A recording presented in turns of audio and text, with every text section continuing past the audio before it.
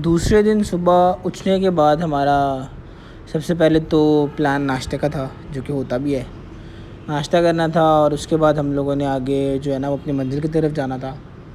अब नाश्ते के लिए पहले तो डिसाइड नहीं कर पा रहे थे हम कि हम अपने होटल से ही कर लें, जहाँ पे हम रुके हुए थे, या बाहर मार्केट जाके करें।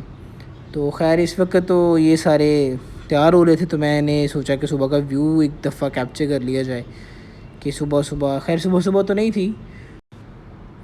इमेजिन करें एक दफ़ा कि आप रात को सो के सुबह उठें और आपको इस तरह का जो है ना वो कुछ मंज़र नज़र आ रहा है। किस कदर हसीन सुबह है। ख़ैर अब यहाँ से आपने जो है ना वो आपका जो पहला मंज़िल होती है ना वो शारदा है। मौसम क्योंकि बहुत ज़्यादा ख़राब था, तो हम लोगों ने डिसाइड ये किया कि हम लोग जो है ना वो जीप पर जाते हैं। शारदा के बाद अगला जो पॉइंट है ना वो है केल, और केल से आपने अरंकेल हाइक करके जाना होता है। अब शारदा तक और केल तक तो जो है ना वो पब्लिक ट्रांसपोर्ट चलती है। सुनने में ये आया था कि नहीं चलती, उस वक़्त हमें पता नहीं था। बट ये है कि पब्लिक ट्रांसपोर्ट भी चलती है और आप अपनी गाड़ी पे भी जा सकते हैं। रास्ता ख़राब है बट इतना भी नहीं है। अगर आपका ड्राइवर अच्छा है और आपकी गाड़ी ठीक है और आपको अपने ड्राइवर पे इतना ट्रस्ट है कि वो आपको ठीक तरह से पहुंचा देगा, तो फिर आप अपनी गाड़ी पे ज़रूर जाएं।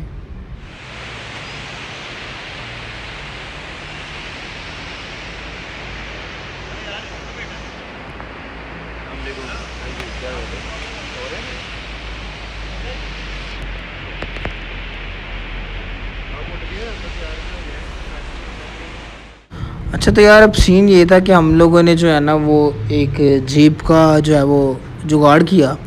जुगाड़ क्या किया, जो है ना वो एक जीप करवाई और हमने अपने रास्ते का जो है वो आगाज़ कर दिया।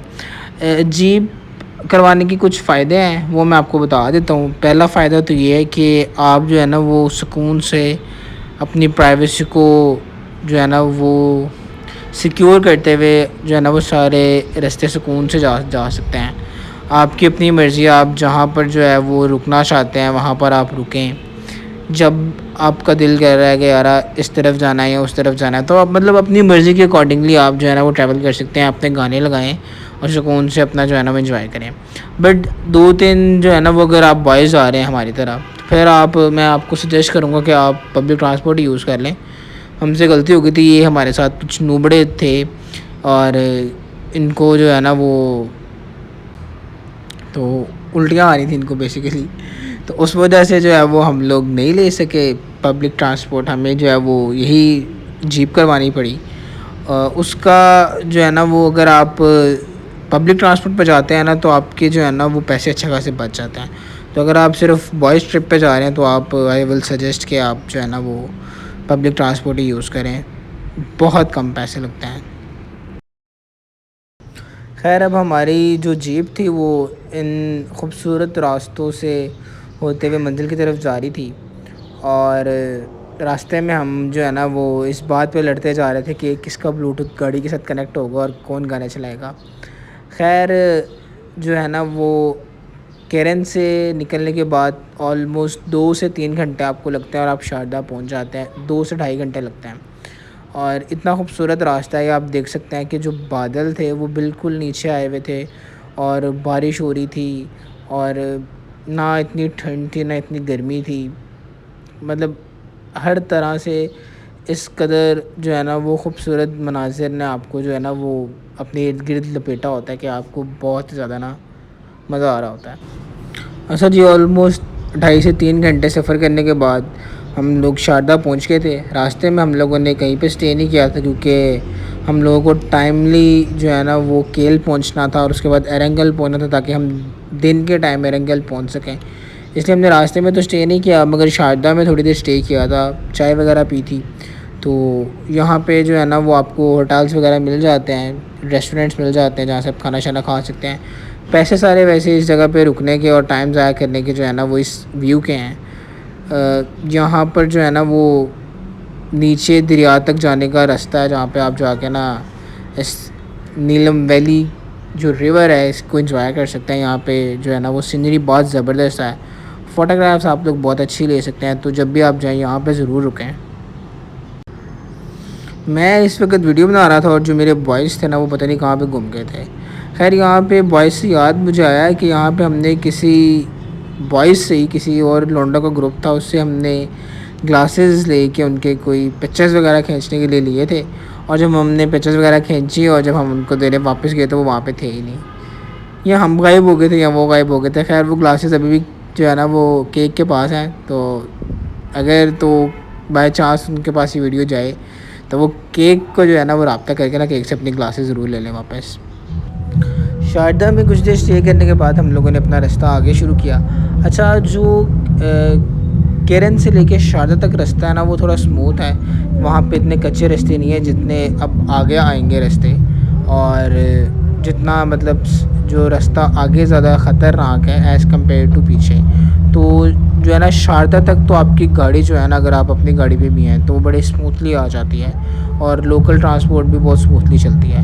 बट यहाँ से आगे कुछ रास्ता कच्चा है। अभी यहाँ पर तो सड़क फिर कुछ कदरे बेहतर है, बट आगे जाके जो है ना वो बिल्कुल कच्चा रास्ता स्टार्ट हो जाता है, तो वहाँ पे जीप ही बेहतर रहती है। बट मैं फिर कहूँगा कि अगर आप लोग जो है ना वो हिम्मत वाले हैं और सिर्फ लड़के हैं तो ज़रूर आप पब्लिक ट्रांसपोर्ट पे जाएँ।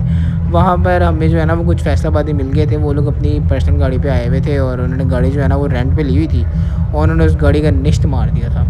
बट वो आए हुए थे, ज़ाहिर है वो कह रहे थे हम तो रेंट पे लेके आए, हम क्या करें, हमारी अपनी थोड़ी है। तो अगर आपकी अपनी है तो आपने ख़ुद ही रिस्क लेना है, क्योंकि अगर हल्की सी भी कहीं पे भी लग गई तो आप लोगों को पता है कि वो जो है ना वो आपको लेने के देने पड़ जाएंगे, अच्छा खासा आपका नुकसान हो जाएगा। तो इसलिए बेहतर यही रहता है कि आप लोग भी जो है ना वो जीप पे आएँ सुकून से। अल्लाह ताला की कुदरत देखें, कितने खूबसूरत जो है ना वो रास्ते हैं और वो कितनी ही खूबसूरत मंजिल की तरफ आपको लेके जा रहे हैं।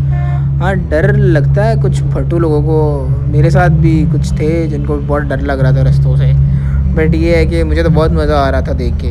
और आई होप कि जितने भी लोग चाहते हैं वो इंजॉय ही करते हैं। जो नहीं भी करते, जिनको रास्तों में डर लगता भी है, वो मंजिल पर जाके बहुत खुश हो जाते हैं। तो इस तरह के एक्सपीरियंस आपको लाइफ में ज़रूर करने चाहिए। अभी तो मैं तो चाह रहा था कि हम लोग बाइक्स पे जाएं ताकि थोड़ा सा एडवेंचर और बढ़ जाए, बट नूब है मेरे साथ, क्या कह सकता हूँ मैं।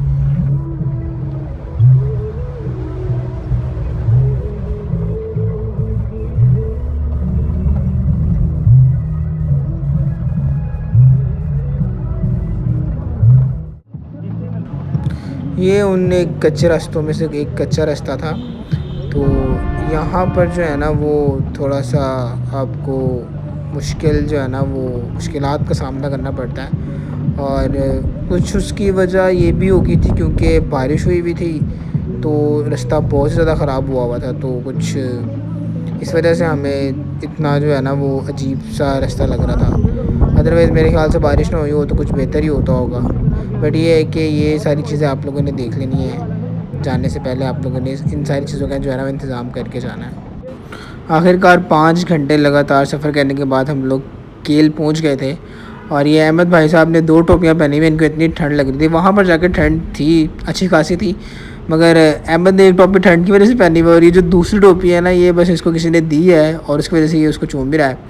यहाँ पर जो है वो नबील और केक जो है वो सोच रहे हैं क्या करना क्या नहीं करना।